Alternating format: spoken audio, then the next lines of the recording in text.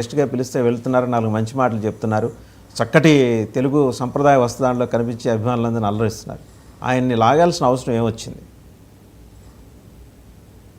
Sir, Chiranjeevi గారిని ప్రత్యేకంగా ఇప్పుడు ఈ రాజకీయాల్లోకి లాగాల్సిన అవసరం కానీ, లేకపోతే వారు ఓ చోటకు పోతుంటే ఆపాల్సిన అవసరం కానీ వైఎస్ఆర్ కాంగ్రెస్ పార్టీకి ఎట్టి పరిస్థితుల్లో అవసరం లేదు.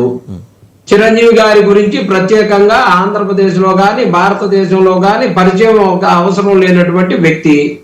కానీ ఈ రోజు ప్రత్యేకంగా లోకేష్ బాబు గారికి పుట్టినరోజు శుభాకాంక్షలు. గత 15 సంవత్సరాల్లో, సరే అంతకుముందంటే సినిమా ఫీల్డ్ లోనే ఉన్నటువంటి చిరంజీవి గారు రాజకీయాల్లోకి వచ్చారు కాబట్టి ఈ 15 సంవత్సరాల్లో ఎప్పుడూ కూడా పుట్టినరోజు శుభాకాంక్షలు చెప్పనటువంటి చిరంజీవి గారు ఈ రోజు ప్రత్యేకంగా పుట్టినరోజు శుభాకాంక్షలు చెప్పడంతో తన తమ్ముడు నాగబాబు గారికి ఇచ్చినటువంటి మంత్రి పదవి హామీని మరొకసారి చిరంజీవి గారి భాషలో ఎలా అని గుర్తు చేసేటటువంటి ఇది ఉంటుంది కదా, అలా గుర్తు చేసినటువంటి దీనిగా ఉందన్న భావనతోటి ప్రదీప్ రెడ్డి గారు పెట్టినట్టుగా నాకు అనిపించింది.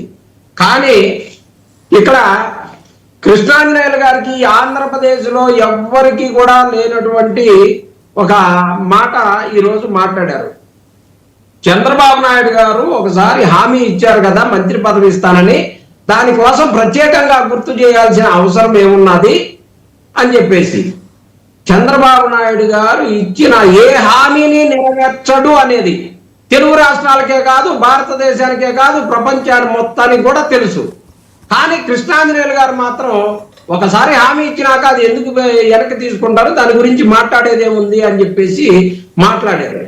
కృష్ణాంజనేయులు గారికి ఇంకా చంద్రబాబు నాయుడు గారి మీద చాలా నమ్మకం ఉన్నట్టుగా అనిపిస్తా ఉంది. ఓకే, ఎనీవే సార్, మిమ్మల్ని ఏదో అనాలని కాదు, జస్ట్ ఆ సబ్జెక్ట్ వచ్చింది కాబట్టి దాని గురించి మాట్లాడటం తప్పితే వేరే ఏం కాదు సార్. అలాగే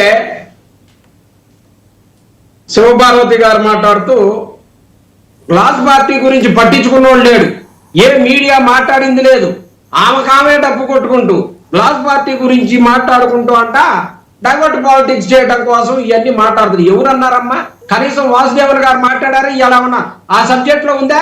గ్లాస్ పార్టీకి ఉన్న విలువ ఏందో, లేకపోతే గ్లాస్ పార్టీకి ఉన్న సరుకేందో, నీకు గ్లాస్ పార్టీకి వస్తే అంత, రాకపోతే అంత, ఎవరికేం అవసరం ఉంది? మా వైఎస్ఆర్ కాంగ్రెస్ పార్టీ ఎందుకు భయపడాలి? ఎందుకు ఉంటుతాలే 40 నిమిషాలు నేను నోరు మాట్లాడలేదు, ఆగండి మీరు. గ్లాస్ పార్టీకి ఎంత ప్రజలు విలువ ఇచ్చారో చూసారు కదా, మీ ఫ్యాన్ పార్టీకి ఏమి ఇచ్చారో కూడా ఇచ్చారమ్మా.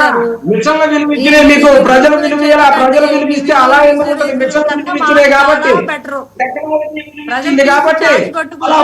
మీ గాలి మాటలను విని విని గారు 40 నిమిషాలు నేను మాట్లాడాల, 10 నిమిషాలు ఆయన మాట్లాడండి. శివపార్వతి గారు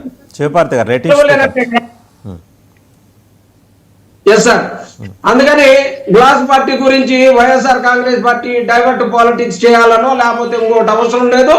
శుభ్రంగా మీ గ్లాస్ పార్టీని మీరు వాడుకోండి, అవసరమైతే బీజేపీలో కలుపుకోండి, లేకపోతే విలీనం చేసుకోండి, ఎలా అన్నా చేసుకోండి, మాకేం అవసరం లేదు. అలాగే టీడీపీ వారు మాట్లాడుతూ దావోస్కు సంబంధించినటువంటి పెట్టుబడుల కోసం పోయి పాపం చంద్రబాబు నాయుడు గారు విపరీతంగా కష్టపడిపోయి ఆయన చేస్తా ఉంటే డైవర్ట్ పాలిటిక్స్ అని చెప్పేసి తెలుగుదేశం వారు మాట్లాడుతూ ఉన్నారు. దావోస్కు పోయి సిగ్గుచేటు సార్, ₹1 పెట్టుబడి తేకుండా 14 సంవత్సరాల సీనియర్ ముఖ్యమంత్రి, ఈ రాష్ట్రానికే కాదు ప్రపంచానికే విజనరీ అని చెప్పుకునేటటువంటి ముఖ్యమంత్రి ₹1 పెట్టుబడి తేకుండా ఈ రాష్ట్రాన్ని అధోగతి పాలు చేయటం కోసం వీళ్ళు ప్రమాణ స్వీకారం చేసిన మొదలు